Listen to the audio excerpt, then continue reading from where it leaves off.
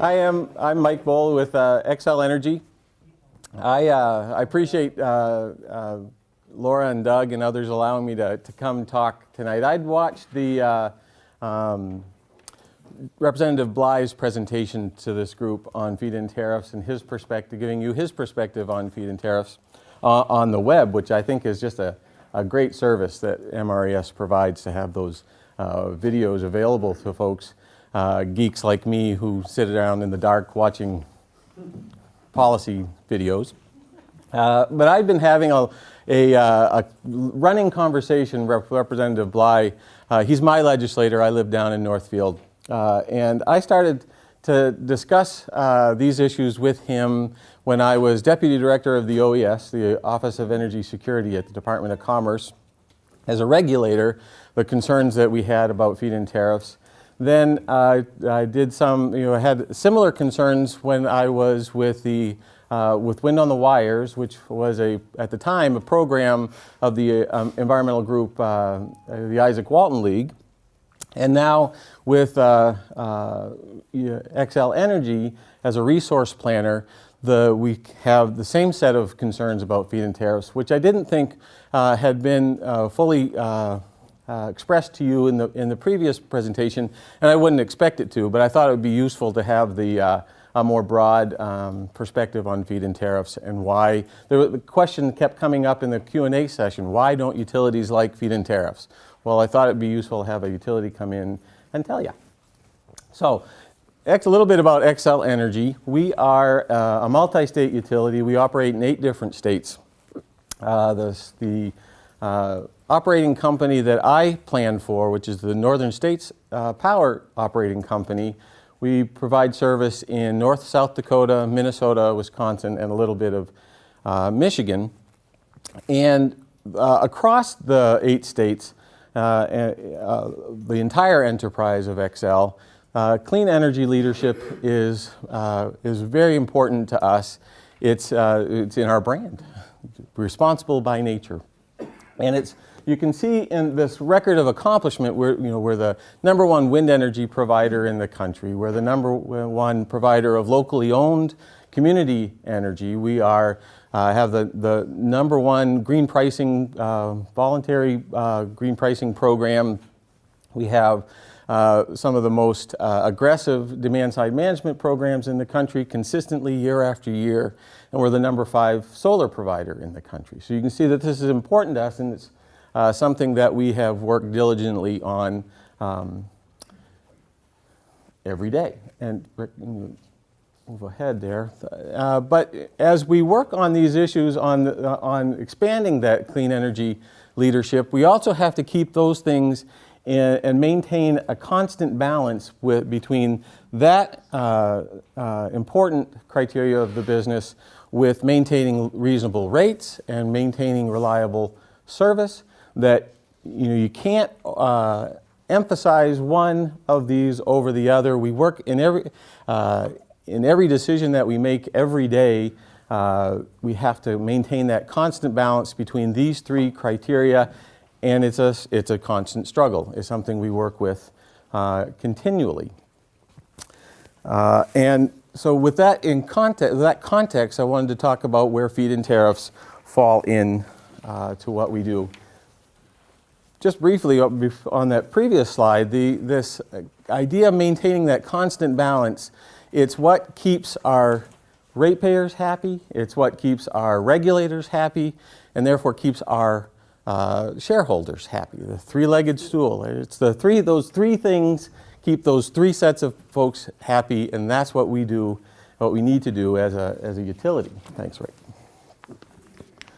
The basic definition of renewable energy standard or renewable portfolio standard is another way of talking about it. It's where you set the quantity for the amount of renewable energy that you want.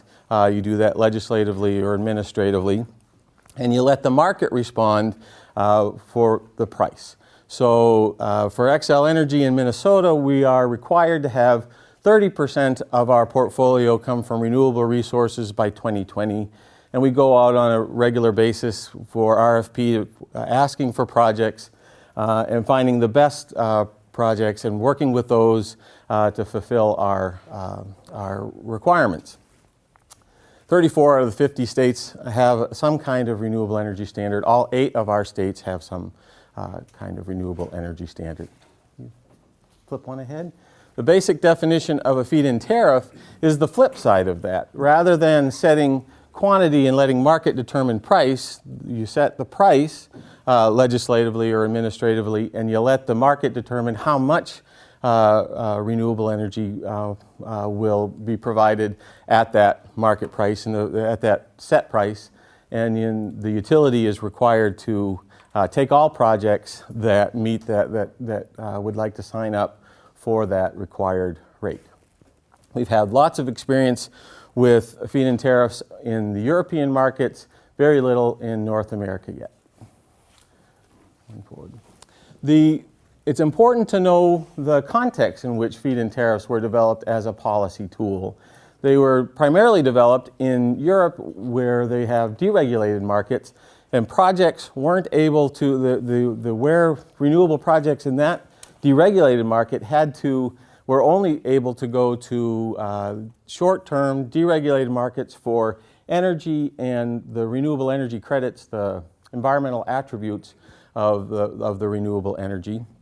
And those short-term markets didn't provide an adequate amount of revenue for projects to be able to cover costs, and weren't able to go into and get financing for their projects because they didn't have a stable form of revenue. So in those deregulated markets, the policymakers there created feed-in tariffs, which solved that problem. We don't have that issue here in Minnesota or in any state that has a renewable energy standard, where utilities go out for bid, asking for projects to bid in their costs.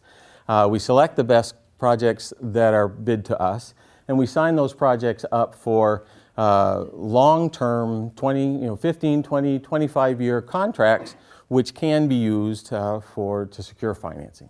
So we don't have the same sort of policy need for feed-in tariffs that were there in Europe. We think RES the Renewable Energy Standard is a better policy tool. I did as a regulator, I did as a environmental renewable energy advocate, and I do today as a resource planner. That the RES allows us to, again, find the best projects at the best rates and make the best use of the resources available.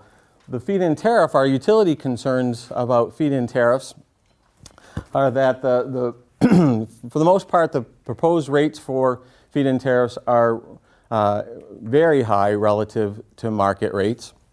The feed-in tariffs can have the impact of promoting lower quality projects than renewable energy standards. One of the things I heard from Representative Bly in his presentation to you when he was asked why utilities don't like feed-in tariffs, one of his responses was that he thought that we were concerned about losing market share.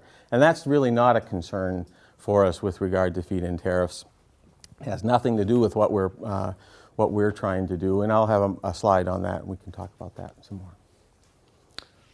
So, increased ratepayer impact. As I mentioned, with the RES, the price for projects is set through competitive bidding and negotiations. We go out for bid, we ask projects to bid in their projects, bid in their costs, and we rank them and select the best ones. And we work with those projects to find a rate that works for both of us.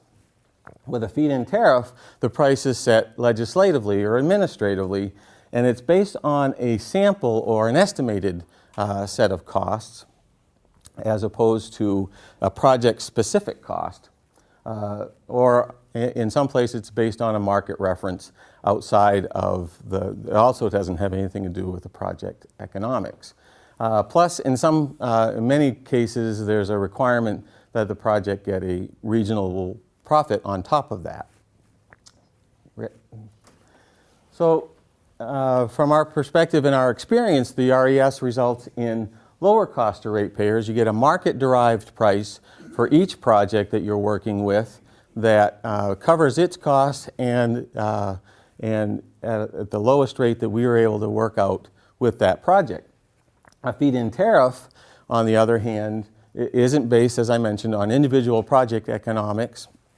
So there really isn't a mechanism with a feed-in tariff to capture that increment of additional revenue between what a project wants, the feed-in tariff rate, and what the project needs in order to be economic, which is there's often a additional delta between those two, that want versus need, and there's no way to capture that back for ratepayers with a feed-in tariff. And that amount is an additional subsidy that is paid through the rate system, which is not the most progressive collection mechanism available. There are many other ways to collect revenues from folks, and including the income tax, which is a much more progressive collection mechanism. The question about promoting lower quality projects. The feed-in tariff the broad sorts of feed-in tariffs that I've seen will promote the use of a general wide range of various technologies, and so higher cost technologies potentially than may be the best available that's around. You're also because you have high rates and a guaranteed profit built in, you can be putting projects in lower resource areas. The idea of production efficiency can be ignored because of the high rates, the fact that the utility has to take the project, and that often there's a guaranteed profit built in. And frankly, it diverts resources away from lower cost, more efficient projects, or other investments that can be made that won't create a drag on the economy in the way that these lower quality projects can. So I think that one of the concerns, one of the sort of goals of a feed-in tariff for feed-in tariff advocates is the jobs that are created as a result of these policies. And I think that the analysis is coming out that that's really a mixed bag, that you have to look both at the jobs that are created and the drag on the economy that's created at the same time, and whether or not that's a net benefit, I don't think has been yet established one way or the other. One of the concerns that I have that I hadn't thought of until I saw your slide here is that perhaps the RES will drive the, let's say, photovoltaics, in case of what I work with, towards like larger mega-scale projects at the expense of smaller projects. Sure. So that there will be some other kind of subsidy required for other projects. And so I guess I would ask, okay, economics is one thing. There's also a social dimension, I guess, because people want to have some ownership of energy production and all that. Sure, and I guess the question, a fundamental question there is, and we can get into it now or later, is this question about whether or not that's a ratepayer responsibility. Or if, since this is a social, what you're talking about is a social benefit, shouldn't that be paid through general revenues that are put into the general treasury for public benefit, as opposed to a ratepayer requirement, where the ratepayer as a whole, there isn't a benefit that accrues back to them directly. Yes. So I'm just looking at that slide, and I'm thinking in context of a 4 kilowatt roof-mounted solar system in Minnesota. Why would I use a higher cost technology than otherwise necessary? I can see in today's environment, I might downsize my wire sizes to as cheaply as I can to pass load. So but you I challenge that assumption. Located in poor resource areas, yep. Why would I put that solar array in the shade? You're thinking of it. Why would I do something to lower kilowatt hour production? So I guess I challenge every one of those assumptions. But you're thinking of it in terms of where you would put that 4 kilowatt and what kind of technology you would use for that 4 kilowatt photovoltaic installation, what kind of technology you'd use for that installation and where you would put it. I, as a resource planner, am thinking about how am I going to get the most renewable energy on the system at the lowest cost. Photovoltaics isn't necessarily going to be the best option for ratepayers in the upper Midwest. The best option is going to be primarily wind, which is what we're doing as a utility and as all the utilities in terms of meeting their renewable energy standards. Wind is by far the predominant resource because it's the lower cost resource, and we're placing these projects in places where the wind resource is the best. But now you're discriminating. Well, sure. You're talking about it, well, it's just. Absolutely. We make and that goes back to that first slide that I'd had about every decision we make every day about how to manage our clean energy leadership with reasonable rates and reliable service. Every choice we make has, the goal are those three, maintaining those three initiatives and dynamics in a balance. That's the goal. I think the goal is to try to get rid of some of the coal that we're burning as a whole. And that's part of it. Yes. As a matter of fact, our current resource plan that was just approved by the Minnesota Public Utilities Commission this summer, we end up with a CO2 reduction in absolute terms of 20% over 2005 levels. So we are reducing our coal emissions significantly. I have a question. Yes, sir. So you've given us both the RES and FIP. Yeah. Is there something in between? There are lots of things in between. Right now, we're just, these are the dominant discussion policy tools for getting renewable energy onto the system. The utility is required to take all comers.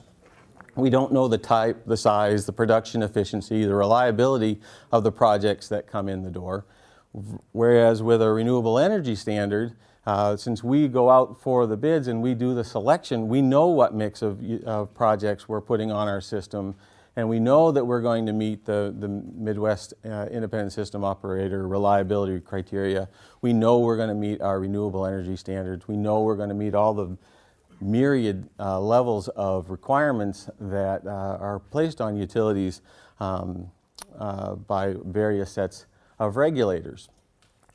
With that uncertainty that comes with a feed-in tariff, we would have to we'd be forced in the situation of either over-complying with these requirements to make sure that we are meeting our reliability requirements and our renewable requirements, et cetera, or we'd face the situation where we'd be under-complying or not complying, which there are significant penalties associated with that. So either side of that uncertainty, the over-compliance versus under-compliance, there are additional burdens to ratepayers for that. Yes, sir.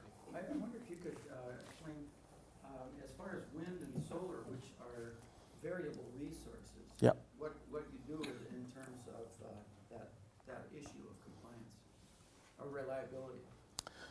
Well, we blend it in with the rest of the system. We have dispatchable resources, but we know how much, since we know how much of the variable resources we're adding, we also know what we need in terms of the dispatchable resources. That's where the capacity factor comes in. That's right. That's right. So the real issue, if I understand it, is in solar and it's distributed in small, you have way too many control points that you don't have data for because of the unreliability. Is that right? I wouldn't call it necessarily unreliable. We just don't know. It's the It's a question mark. Whereas wind, at least you have fewer people and much higher capacity coming off of a fewer number of points, if you want to call it that.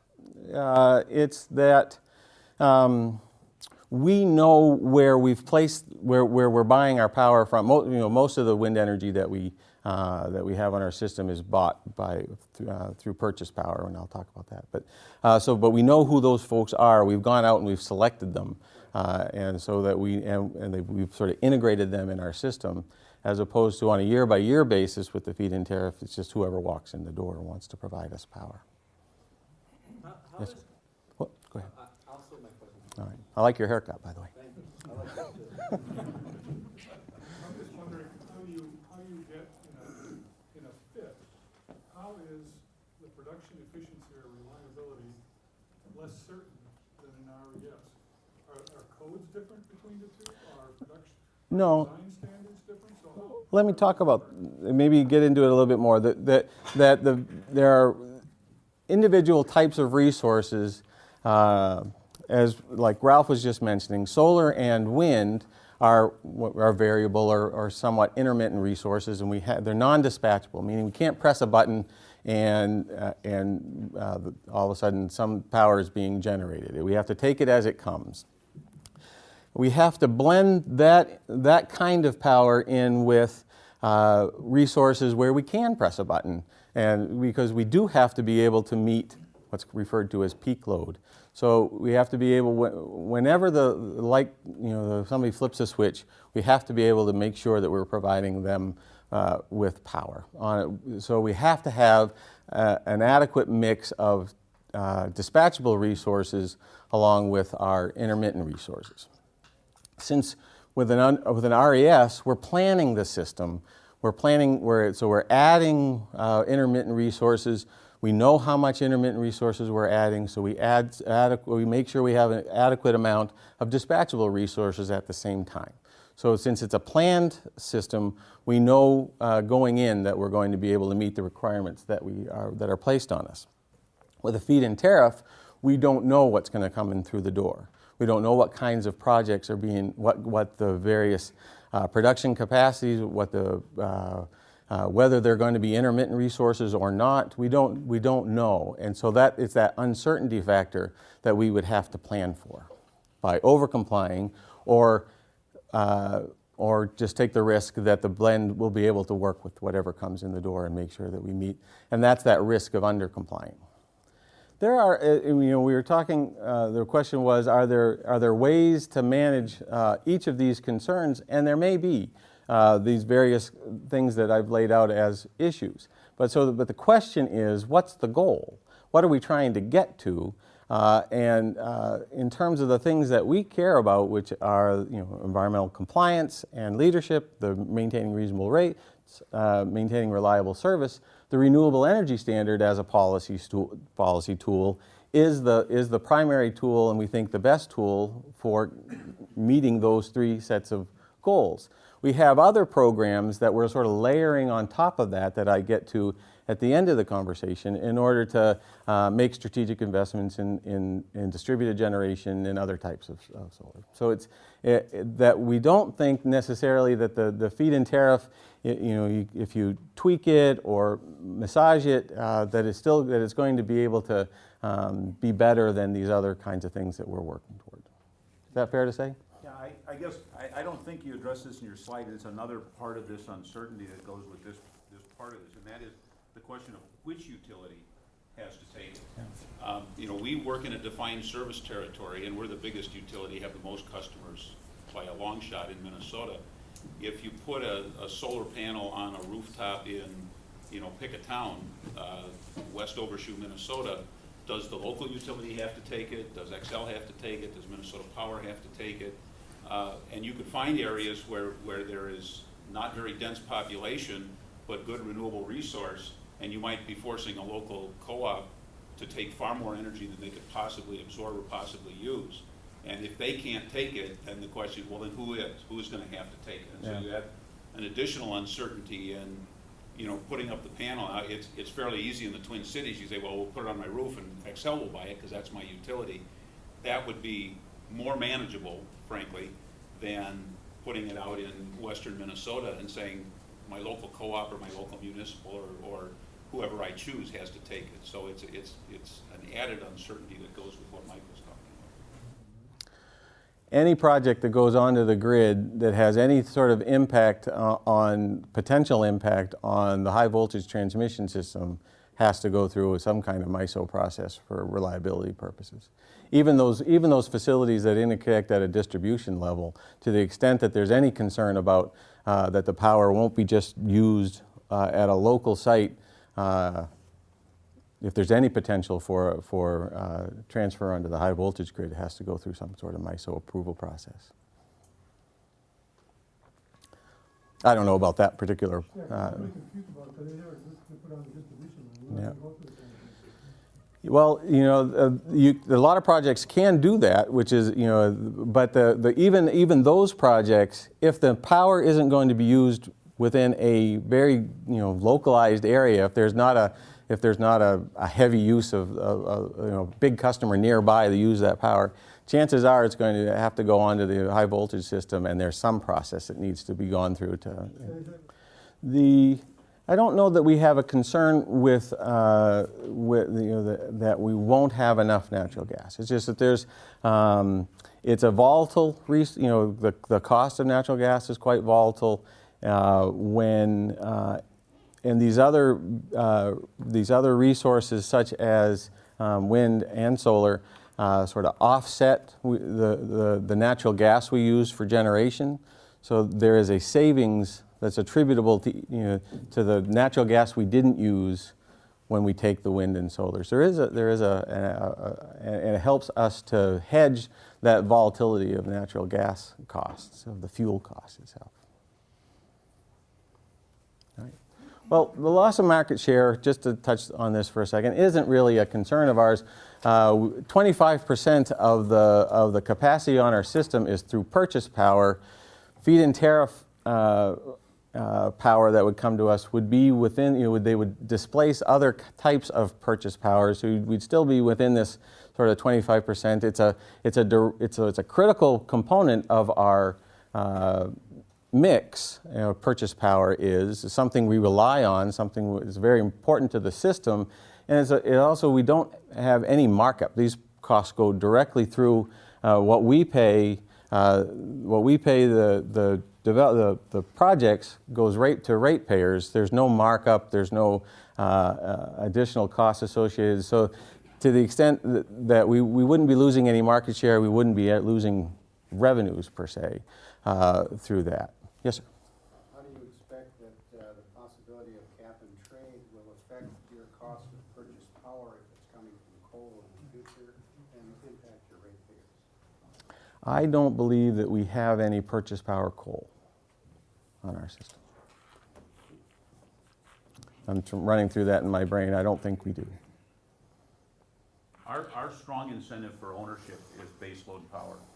So a coal plant or a nuclear plant, very unlikely we're going to go out and buy power from someone else who owns it. On the other hand, most of our wind, the vast majority of our wind, is purchased from other people, and that's by intention. That's part of the model. Yeah, purchase power helps us to manage our capital appetites, our risk profile. It's important the way we plan and operate the system. It's a critical component, and it will continue to be. So adding or subtracting feed-in tariff from this doesn't really affect our market share, and that's what I wanted to make sure that to address that concern that Representative Bly raised. In other words, you are able to control who you purchase your power from, and you had a management policy not to purchase from coal producers, your electricity?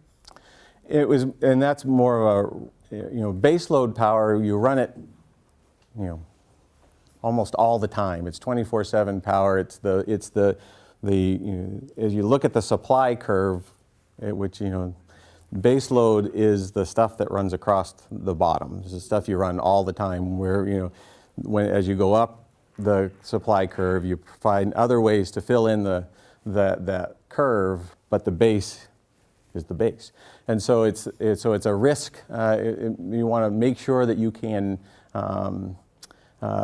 that you meet your base load needs, and the best way to make sure you meet your base load needs is to run your own plants. So yeah. Are you buying base load, or are you just buying non-base load? My understanding is, as I think about our system, all our base load is owned. Yeah.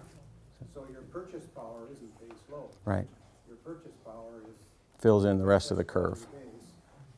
But Now, you have contracts, maybe I'm misinterpreting what I thought You you know, said. there's one caveat to that, and that's the Manitoba hydropower. We get Yeah, from Canada. that's I guess right. you would probably call that base load, and we That is. purchase that from the producers up there. But I assumed that your purchased power wasn't your base load, that it was That's correct. the excess you would need. So you have contracts to purchase that, apparently. Some of that is 25% of total capacity. You know, you look at the top to bottom of that curve. You know, I should have a curve drawn on. But you look top to bottom of that curve, 25% of that curve is purchase power, and the rest, 75%, is owned. I thought what you said, or maybe I misunderstood, that all of your purchased power by design apparently is not coming from coal. It is coming from other, like wind or, Yep.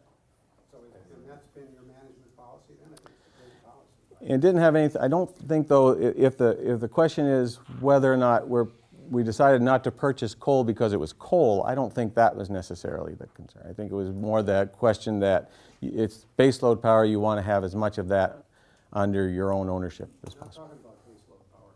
Yeah. We're talking about the excess.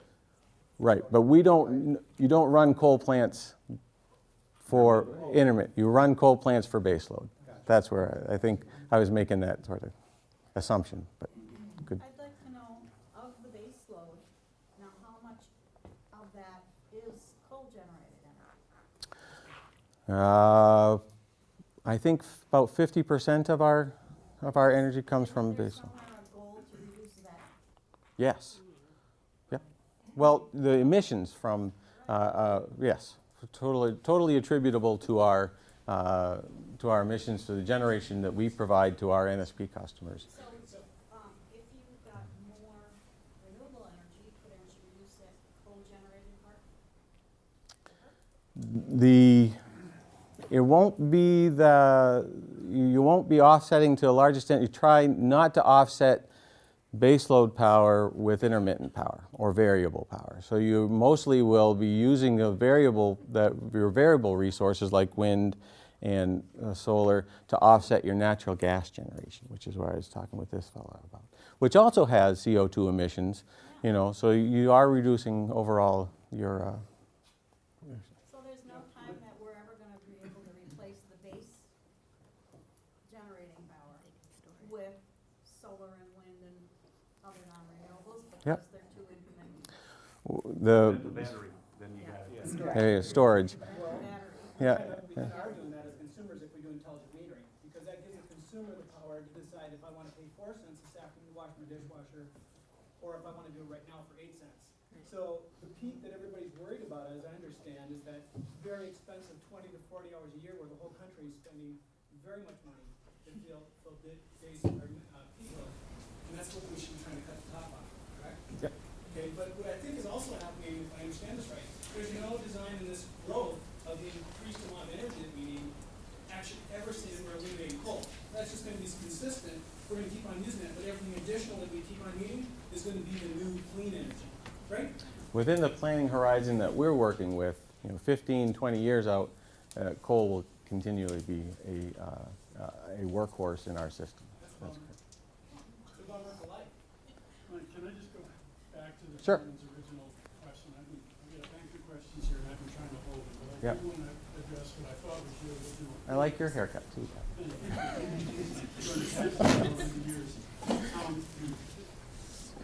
What percentage of your purchase power is from gas, and what's the implication for the cost of that from cap and trade?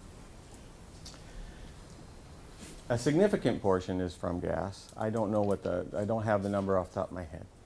But so that is exposed to cap and trade, increase costs due to cap and trade. We have done an analysis on what our system costs would be under the House and Senate bills for NSP, and because we have committed so strongly to wind through the renewable energy requirements and such, for the first little while, the first 10 years or so of operation, we don't have big impacts because we already are reducing our CO2 by the commitment to renewables. Do you have any projections, though, and trade, any effect on the price of that purchase power and the impact on the ratepayer? Yeah. It, Can you throw us any numbers? no, but it's big. I mean, it gets to a point where it becomes important. We'll put it that way. Let me ask you, And that we'll have to plan our system to minimize those costs. So, but you know, I think that but this goes to what you were talking about. To the extent that we increase the cost of power through cap and trade, we also provide a significant incentive to consumers to reduce their consumption or to be more intelligent about their consumption. They can control their own costs if we give them the right tools. So the impact on consumers from cap and trade may or may not be as great as the impact on you might see just on a absolute basis based on what our system You're costs. talking about the price signal? Yes? Right on. I have a concern, which is that you got about 5 slides left, and they're all really important. Okay. And I Which don't ones know do you how like much time best? we have left, but I want those to be covered. Thank you. Getting us back on track. thank you, John. All right. One more? Yep. So I think we've covered this already, though, but to go back, we probably have covered the rest of my slide. But do you look at this, to go back to this slide, feed-in tariffs with regard to these 3 criteria, when you look at feed-in tariffs relative to our renewable requirements under renewable energy standards in our current states, Rick, I forgot your name for a second. If you can press the button there. Feed-in tariff doesn't provide us any additional climate benefit beyond that, beyond what we're already providing. Reasonable rates, if you can click, it provides, we think, a significantly increased burden on ratepayers without net benefits. A statistic I didn't share earlier that I probably should is that when Representative Bly's bill initially came out, that first year, the economic regulators at the Office of Energy Security, the professional technical staff, not the political hacks, but the smart folks, the PhD economists, did some back-of-the-envelope calculations and found that feed-in tariff proposal of Representative Bly's would have cost Minnesotans between $1 billion and $7 billion a year, above and beyond what renewable energy standard compliance was by itself. So that's the magnitude of the increased cost that we're looking at from implementing a feed-in tariff. And that was just depending on what kinds of resources come in. Could be the cheapest resources, which are wind, versus the highest cost resources.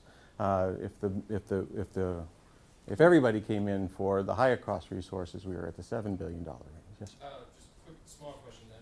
That 1 to 7 billion, what is that percentage-wise based on the total bill? That's a good question. I don't.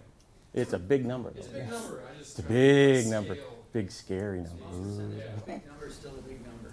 Excuse me, when they did this in Germany, Yeah. what was the impact on an average family's monthly rate?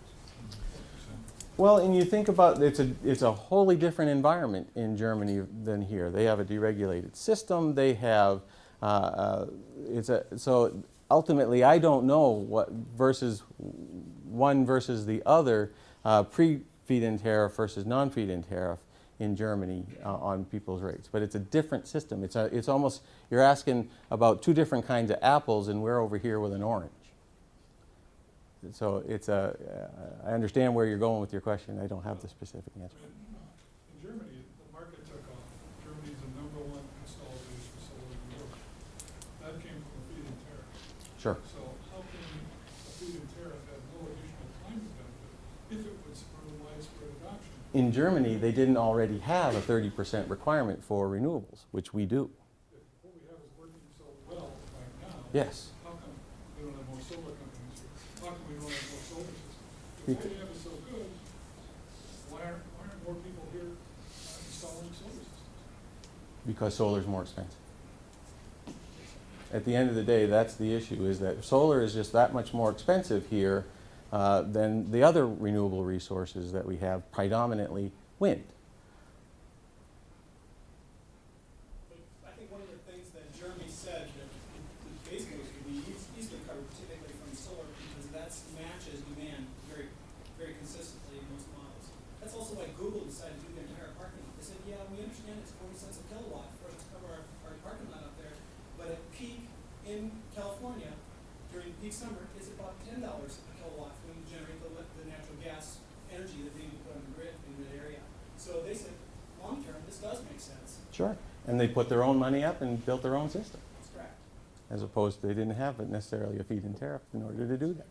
I think Yes. the key there with Google and what's missing here is that we're not directly connected to the cost. You know, I look at my utility bill, that doesn't show what it costs, it's the same as gas, Yeah. or gasoline, and I think net metering, not net metering, but Smart grid. smart metering Yep, should improve that. Absolutely. definitely. But we need to get the consumer to care, and then they'll start demanding. Let me just get through this slide.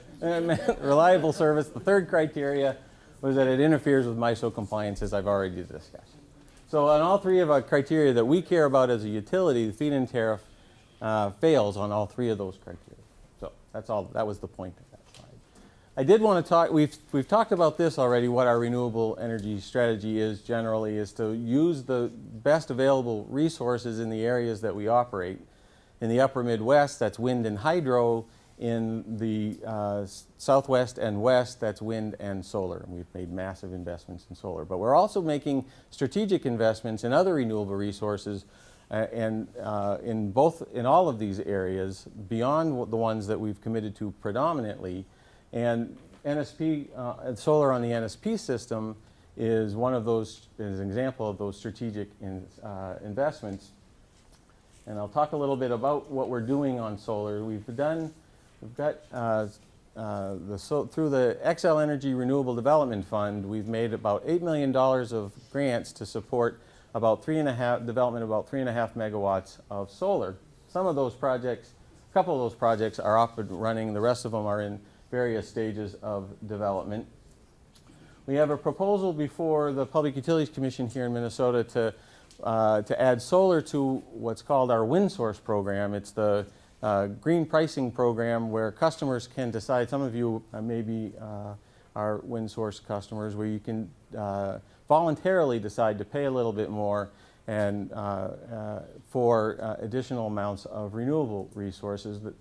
It's the most successful green pricing program in the country, but it's been entirely wind up to this point, which is why we call it wind source.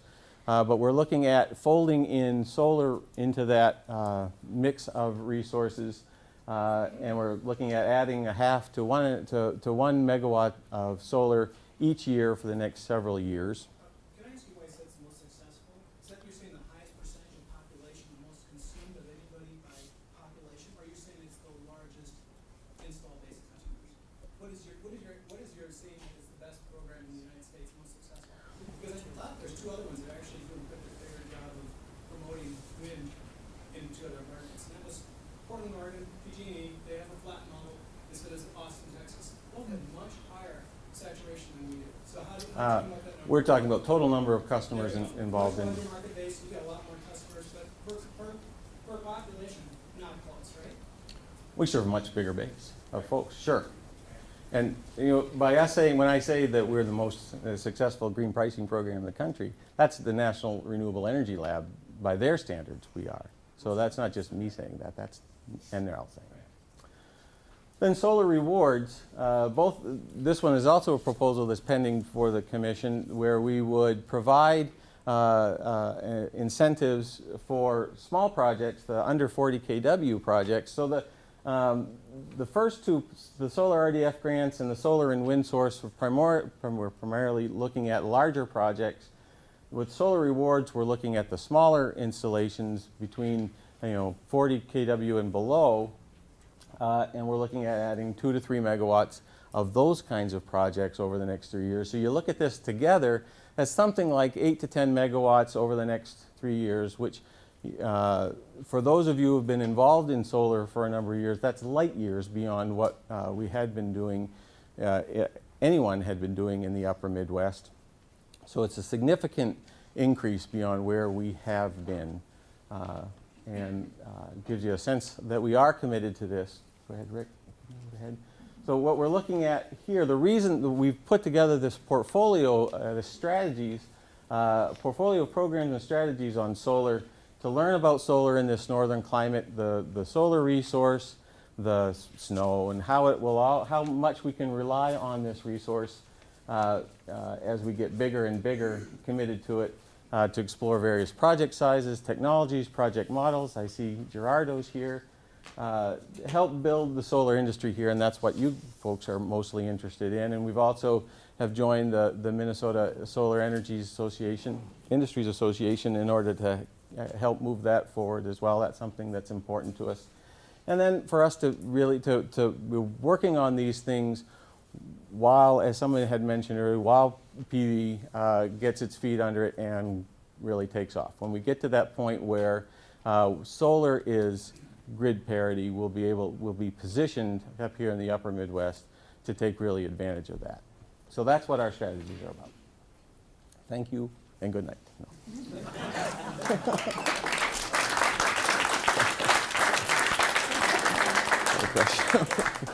Yes, sir. We talked a lot about the models of the feed-in tariffs in Europe are different, Yep. and understandably so. But what about here in North America? There have been some things I'm sure you're aware of, like the Gainesville thing. What's the story there? What's your perspective on it? You know, a lot of what I think it's reinforcing what the concerns are. It's expensive. What they had to cap it so that people, because so many people wanted to participate at the level of rate that they had provided. So obviously, you know, from an economist's perspective, the rates were a little too high, you know, because so many, beyond more than they expected, had decided to sign up. So I think there's a sort of a shaking out to see in the various places that are looking at feed-in tariffs or implementing feed-in tariffs in North America to see what works and what doesn't within the context of their regulatory system. California, they had tried to implement a feed-in tariff. They had set the rates too low, and nobody showed up for that. Now they're talking about replacing that rate with a reverse auction mechanism, which Lynn and the folks at the Minnesota Solar, MNCEA, I always get what the MNCEA, thank you, MNCEA, are sort of exploring that reverse auction mechanism as well to see what that. Do you have a comment on what's in front of Wisconsin now? That's a similar situation. Yeah, we operate in Wisconsin, and we support the package, the legislative package that the governor has put forward there. We don't support the advanced renewable tariff portion of that package. Okay, well, we'd like to thank Mike for coming.